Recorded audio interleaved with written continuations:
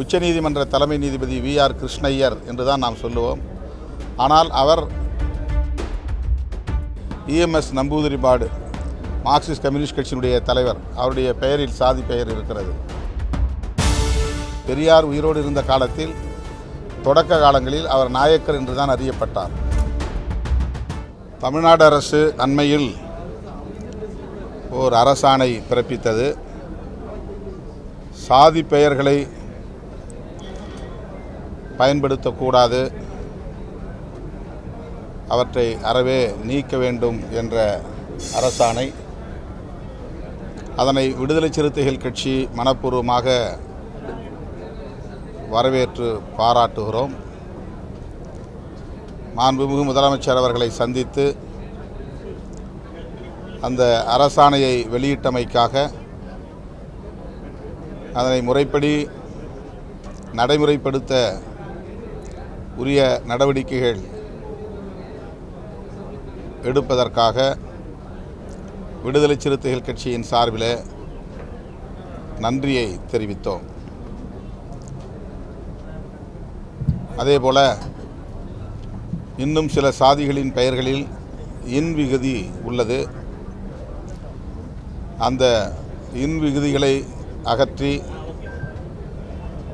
பிற சாதியினரின் பெயர்களில் உள்ள இர் விகுதி இதற்கும் பொருந்தும் என்று இந்திய ஒன்றிய அரசுக்கு தமிழ்நாடு அரசு ஏற்கனவே கடிதம் எழுதியிருக்கிறது என்றாலும் கூட அதனை சட்டமன்றத்திலே ஒரு தீர்மானமாக கொண்டு வர வேண்டும் என்ற கோரிக்கையையும் மாண்புமிகு முதல்வர் அவரிடத்திலே வைத்தோம்.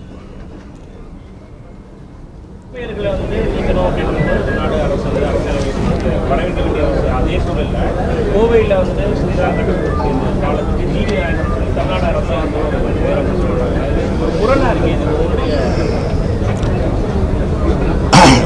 இனி வருங்காலங்களில் எந்த பெயரும் சாதி அடையாளத்தோடு இருக்கக்கூடாது என்பதுதான் நம்முடைய கொள்கை முடிவு. கடந்த காலங்களில் சாதி அடிப்படையில் சில தலைவர்களின் பெயர்கள் புழக்கத்திற்கு வந்து அவை நிலை பெற்றுவிட்டன.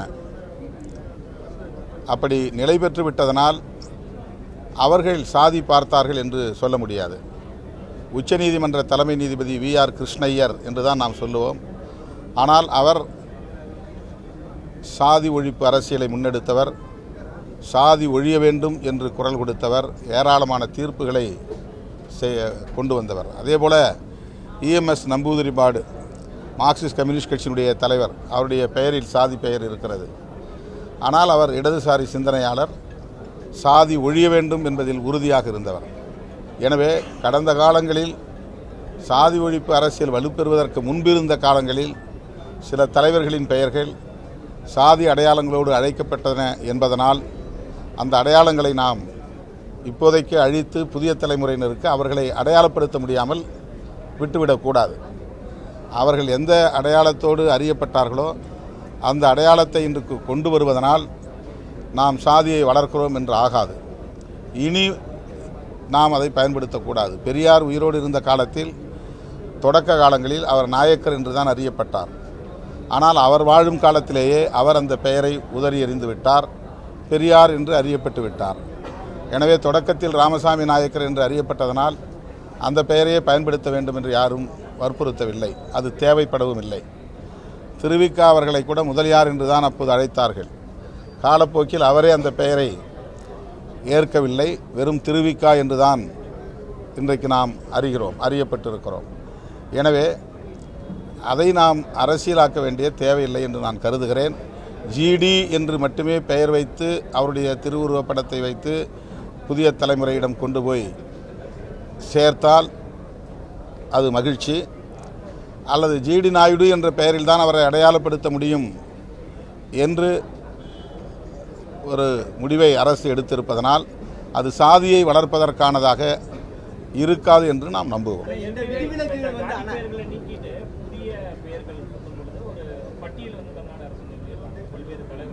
அது ஒரு சான்றுக்காக தான் சொல்கிறது. அது பூரா பேரில் அப்படி வந்து மொத்தமாக அப்படி போட்டால் ஒரு 300-400 பேரை அரசு பட்டியல்படுத்த வேண்டியிருக்கும். ஒரு ஒரு ஒரு ஒரு அடையாளத்துக்கு அவங்க சொல்லியிருக்கிறாங்க. நாம் இச்சா இப்போ யாரும் அதை எதிர்க்க போகிறது இல்லை. நம்ம எதுவும் கோரிக்கை வைப்போம்.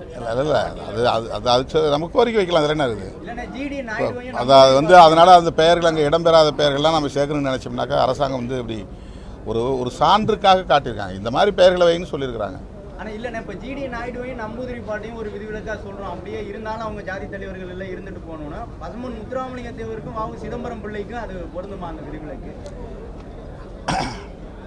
நாம் தான் மக்கள் தான் அதை முடிவு பண்ணணும். நாம் வேண்டான்னு நினச்சா வேண்டாம், அது வேண்டும்னு நினைக்கிறவங்களுக்காக சில வேலைகளில் தவிர்க்க முடியாத ஒரு அடையாளமாக இருக்குது. வஉசிக்கெல்லாம் யாரும் இப்போ பிள்ளைங்கிற அடையாளத்துக்கு போடுறதில்ல. அவர் வாழ்ந்த காலத்திலேயே வஉசிங்கிற மாதிரியே பதிவாயிருச்சு. மக்கள்கிட்ட அவர் அறியப்பட்டிருக்காரு. 70 நாட்களுக்கு மேலாக சென்னை மாநகராட்சியில் தூய்மை பணி செய்து வந்தவர்களுக்கு வேலை இல்லாமல் வீடுகளில் வாழ்வாதாரம் இழந்திருக்காங்க. பல்வேறு கட்ட போராட்டங்களை முன்னெடுக்கிறாங்க. மனு கொடுக்க கூட விடாமல் அவங்களை கைது செய்கிறாங்க. இன்றும் அவர்களுடைய போராட்டம் தொடர்ந்துகிட்டே இருக்கு. பெரும்பான்மையாக இது குறித்து இந்த கூட்டத்தொடரில் எங்கள் கட்சி உறுப்பினர்கள் சிந்தனை செல்வன் மற்ற தோழர்கள் இது குறித்து கட்டாயமாக சட்டமன்றத்திலே குரல் கொடுப்பார்கள். தூய்மை பணியாளர்கள் விஷயமா தனியார் மயத்தை எப்படி பார்க்குறீங்க? இல்லை, நாங்கள் ஒட்டுமொத்தத்தில் தனியார் மயத்தை எதிர்க்கக்கூடியவர்கள் தான். அது இந்த கார்ப்பரேஷனில் ஏற்கனவே 3-4 வார்டுகளை தவிர மற்ற எல்லா வார்டுகளிலும் தனியார் மயப்படுத்தி விட்டார்கள். எல்லா அரசு துறைகளையும் தனியார் மயப்படுத்தி வருகிற போக்கு அகில இந்திய அளவிலே இருக்கிறது. தனியார் மயமாதலை எதிர்ப்பது அப்படிங்கிற நிலைப்பாட்டை எடுக்காமல் ஒரு குறிப்பிட்ட இடத்தில் நடக்கிற போராட்டத்தில் மட்டும் அரசுக்கு எதிரான ஒரு நிலைப்பாட்டை பலர் முன்வைக்கிறார்கள். மொத்தத்தில் தனியார் மயமாதலை நாம் எதிர்க்க வேண்டும் என்கிற போது இதே சென்னை பெருநகர மாநகராட்சியில் மற்ற மண்டலங்களில் அல்லது ஜோன் மற்ற மண்டலங்களில் அதிமுக ஆட்சியின் போது அவுட்சோர்சிங் என்கிற தனியார் வசம் ஒப்படைக்கப்பட்ட நிகழ்வுகள் நடந்தேறின. இப்போ அந்த நேரங்களில் ஒரே ஒரு கட்சி தான் குரல் கொடுத்தது, அது விடுதலை சிறுத்தைகள் கட்சி தான். அரசாணை 152 திரும்ப பெற வேண்டும், அதுதான் அதற்கு இடம் கொடுக்கிறது, வழிவகுக்கிறது, அந்த அரசாணையை திரும்ப பெறுங்கள் என்று நாங்கள் மட்டும்தான் குரல் கொடுத்தோம். இப்போது போராட்டம் நடக்கிற போது முதலில் போய் 3வது நாளே சிந்தனை செல்வன் போனார், 4வது நாள் நான் போனேன். தொடர்ச்சியாக அந்த போராட்டம் முடிகிற வரையிலும் நாங்கள் தூய்மை பணியாளர்களின் பக்கம்தான் நின்றோம், இப்போதும் நிற்கிறோம். அவர்களுடைய கோரிக்கைகளுக்காக நாங்கள் சட்டமன்றத்தில் குரல் கொடுப்போம்.